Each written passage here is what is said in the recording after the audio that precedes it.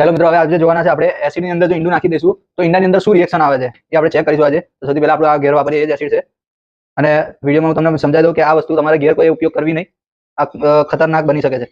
તો આવો ટ્રાય ઘેર કોઈ કરવો નહીં. ઓકે, આપણે ગ્લાસમાં હવે એસિડ લઈ લીધું છે અને હવે નાખી દઈએ ઈંડું, જોઈએ શું થાય છે. અને 15-20 મિનિટ આપણે એને રહેવા દઈએ અને પછી ઈંડાની હાલત જોઈએ, બોઇલ થયું છે કે પછી બચ્યું છે. ઓકે, તો હવે ટાઈમ આવી ગયો છે ઈંડું બહાર કાઢવાનો. જોઈ લઈએ, આપણે અડધો કલાક જેવું થઈ ગયું છે. હવે જોઈ લઈએ આપણે ઈંડાની હાલત કેવી છે. ઓકે, ઈંડું બહાર કાઢીએ આપણે, જોઈએ ઈંડું બચ્યું હશે કે પછી બોઇલ થયું હશે. ઈંડું બહાર આવી ગયું છે ઓલરેડી. ઈંડું કમ્પ્લીટ છે ખાલી, અને બસ આ જો મુલાયમ થઈ ગઈ છે, ઉપરની જે પડ છે એની ઝાંક બની અને બહાર આવી ગઈ છે, બાકી ઈંડું કમ્પ્લીટ છે.